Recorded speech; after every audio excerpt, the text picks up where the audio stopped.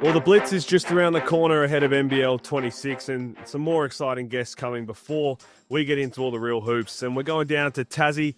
Tyger Campbell joining me on NBL now. Mate, you're in Tassie. You've been in Tassie now for about a week. How's it all gone? It's been good. I got into my place a few days ago. Like I said, flew out here on Monday and just kind of getting accustomed to, how it is out here. What were the first impressions like of getting down to Tasmania? Obviously, it's a long way to get there. How did that all go for you and how are you settling in? A couple flights, long, like 25-hour travel days, something like that. So getting in, I was pretty tired, but the food here is amazing so far. The staff and everybody's been helping me out, making me feel at home. So it's been great, honestly. What do you do to prepare yourself for a trip like that? What's the longest flight or travel you've done prior? I know you've played overseas before, but for a lot of people coming from America, Australia, and especially Tasmania in Australia, it's a bit further than most places. Yeah, so my longest flight prior was probably Chicago to Paris. I think it was maybe 9, 10.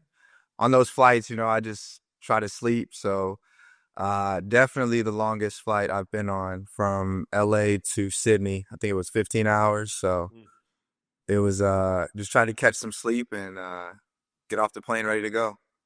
It's a unique situation for you, obviously, arriving in Tasmania as a replacement for somebody who's been injured. But you've spoken, and Scott Roth's spoken about how there's been a bit of communication back and forth for a while now. He's kept an eye on you. You've looked a little bit at Tassie. How did that all come about, and when did it all start? Um, it started when I was coming out of college. We talked. They decided to go a different way with Jordan Crawford. And so on this second time around, it was very unfortunate what happened to Sean McDonald. He's a hell of a player, and we're wishing him a speedy recovery here. And it took about 4, 5 days to figure out, have my interview, talk to them. I think I talked to whoever, and they decided to go with me on the weekend. And by 6, 7 days from then, I was on a plane out here. You are a very young pro, obviously coming out of a very good collegiate system as well. Understanding the professional industry, the basketball one side of things, but having said that, having a conversation straight after college, knowing, okay, if it's not this year, I might end up in Tassie later in my professional career. I'm just going to keep an eye on it. How does that all come about for someone who's still trying to learn what it means to be a pro, understanding it all? Because the business side is obviously different to the basketball side. Yeah, well, of course, I'm thankful and I'm blessed for my opportunity here, but what happened was pretty fluky. You don't really plan for these things. So all I can do as a pro is just stay ready, work out every day, and when I get here, just be ready to work. Let me get the hard-hitting question out of the way because you're going to get asked it a lot throughout the entire year. So I'll try and squash it here before everybody else does and the commentators get around it. The nickname Tasmanian Tiger, when did that pop up on your radar? When did you realize that this was going to be something that's going to stick with you if you do sign with Tassie? Just, texting coach about it, going online, looking up, doing my research on Tasmania a little bit. And I guess they've run with it so far. So we'll see where it goes. But, I don't mind the nickname. It's pretty dope. So let's just see where it goes. It couldn't be any more fitting. So you're in the perfect situation for that. You mentioned Sean McDonald, who's going to miss the entire year with an ACL.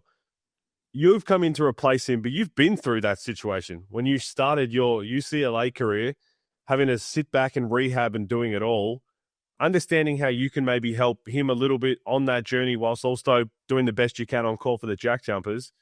This really, you talk about a perfect fit. It seems it ticks a lot of boxes and all of that.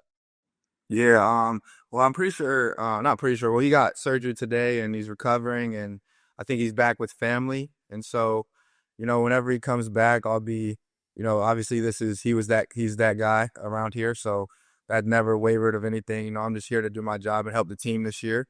And, yeah, what if he's welcome to, I'll make him welcome to pick my brain and willing to help him through his recovery because I know how strenuous it is mentally and physically. So like you said, it kind of ticks all the boxes with, I'll be able to give him some advice if he comes to me for it. Going back to that as a freshman, when you are so excited to start your collegiate campaign and having basketball taken away from you, what are you proud about most of how you got through that? Because you went on to do incredible things. And again, this is still the start of your professional journey, really, a couple years in. That kind of resilience, that kind of adversity, dealing with this at such a young age, how did you get through it? Uh, just I had a great support system around me, great trainers, great teammates, great coaches, and they kind of, even though I was out, they were welcoming me in like I was still a player on the team and gonna go out and practice, and that really kept my spirits up when I was just going through my rehab and all that. So mentally, it was definitely tough, but I was just always looking forward to the other side because I love basketball so much, and that's just what I want to do at the end of the day, play as much basketball as I can. What do you do away from the court, maybe in that time? Because as someone who, freshman year, I went to college and got ruled out for the whole year as well. And you sit there and you see the long college practices, you see everything, not being able to take part in it. How do you mentally stay fresh as well and understanding the grind of, I can't wait to get back for my sophomore year? I think it's just embracing being a sponge. Like, I can't go out and help them physically, but I can, cheer as hard as I can from the bench. I can make sure guys are doing what they need to do, kind of be on them. They probably didn't like it a lot, but just try to be as engaged as possible, whilst not, physically out there helping the team. So just staying locked in the whole time. You went on to do incredible things at UCLA. When you look back on your time now, when you entered, when you started, the kind of player you were, the kind of person you were, what changed by the time that you finished and entered the professional career? What do you mean? Sorry. What did you learn the most about yourself as a basketball player, but also as an adult, understanding, okay, this is college now, I'm kind of on my own, and then I want to be a professional? Yeah, it just made me a professional. You gotta playing at a prestigious school like UCLA, you gotta bring it every day because you're gonna play against some great players. We had a great non-conference, playing in the tournament. And kind of being an undersized guard, you kind of just got to play with a chip on your shoulder and just understand my best ability is not only availability, but also, focusing on winning and just being a team guy. That's what you're going to be here now. And I know Scott Ross is super excited for what you're going to bring to the team. We don't often see in the NBL the backcourt and really all the guards as three imports. How excited are you to team up with some fresh faces there? And also the history of the Tasmania JackJumpers. They've only been in the competition 4 years, but outside of last year, they're always successful. Yeah, I'm really excited. We got some great, like you said, import guards, David Johnson and Bryce Hamilton. Excited to get those guys the ball, let them go to work. We got guys on the Australian team right now, guys every day that we've been practicing. So it's really just finding my role and doing whatever I can to help us win.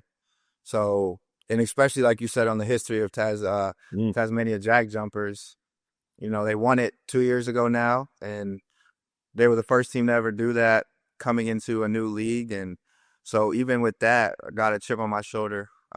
They know how to win here, so I'm excited to figure out how to win here as well. Has anyone tried to prepare you for what it's like when My State Bank Arena gets sold out? They sell out every game. People are trying to get tickets. It's a very unique arena because it's a bit smaller than some others, but it's by far one of the loudest and the coolest atmospheres. I'm sure they've told you about it.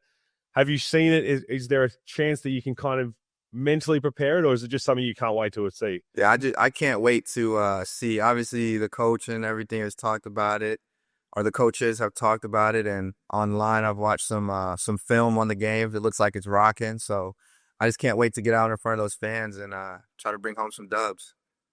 What else are you looking to do outside of obviously playing and trying to win a championship? Because Australia, it's a beautiful place. Tasmania in particular, there's a lot of beautiful things to do. Are you a guy that likes to get away from the game when you have a day off? And I know you mentioned the great food. Is that what you like to do in new places you get to visit? Yeah, I'm somewhat of a foodie, so just since I've been here, just trying a couple new places, but not to, yeah, just I'm really just focused on keeping my head forward and just being ready once the season starts. I know it's about a month away now. We're going through these preseason games. You mentioned the Blitz coming up soon, so everything's moving pretty fast for me. So I can't even think about what I'm going to be doing off the court right now, besides trying new foods.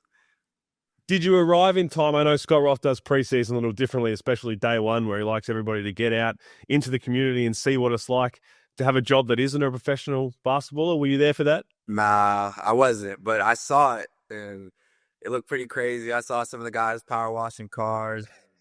You know, that's what I knew. It was going to be a little different here. And, you know, I'm just ready to embrace it and embrace the grind.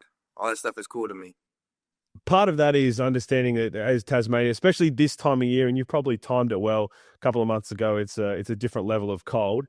When you're doing all your research, when that first conversation happens with Scott Roth and you're looking at Tasmania, what excited you most about seeing a new place outside of everything that you've seen so far? UCLA, that I want to say that kind of climate that is very different to going down to Tasmania. Both beautiful places in their own right.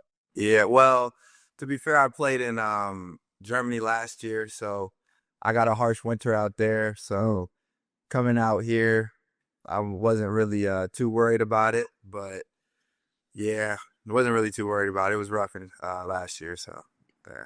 Yeah, those European ones in those certain situations, they can be very unique. We've coming in probably the biggest offseason in NBL history, and just looking at a talent around the league, especially in the point guard spots. We've got MVP candidates everywhere. What are you excited most about for coming in, showing everybody in the NBL what you're made of, and going up against some of the best? I'm just excited to compete every night. I respect the game, so I hope it respects me back, and just keep my head down, staying in the gym, and worry about what's going on with us JackJumpers. So that's all I'm worried about. The preseason, I'm sure, is going to start that again. The preseason, can be a grind, but you're getting ready to tip things off. As we said, the Blitz is not too far away. The little pieces that you've got so far, obviously the Boomers guys who are away when they come back in, what's it going to take for this Tasmania team to get back to the top and hold a championship trophy at the end of the year? Just listening to Coach. It's pretty simple. Coach knows what he's doing. He's won a championship here. You know, every day he's on me. It's a little bit different, more toward like college a little bit, and I like it. I'm embracing it, and also listening to the guys that have been here. You know, I'm not coming in with an ego. I just want to win and listen to whoever was here before, and because they've done it. So that's all I'm worried about, just listening. Have they warned you about how he's a bit of a rock star down there? Is Scott Roth? He's got a booth named after him at his favorite restaurant. Hard to walk down the street. Have you seen any of that evidence yet, or is it something that you know it's going to happen? Yeah, we went to dinner at his table, and it was amazing. The food was good.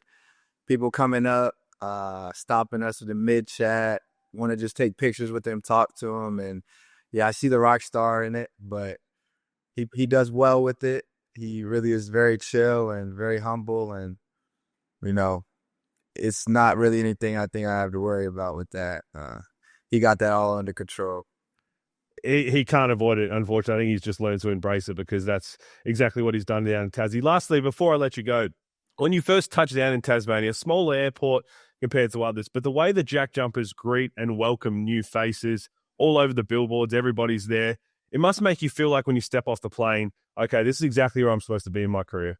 Yeah, it was great. All the whole coaching staff, GM Darren was here. We got off. We waiting for my bags to come off the tram.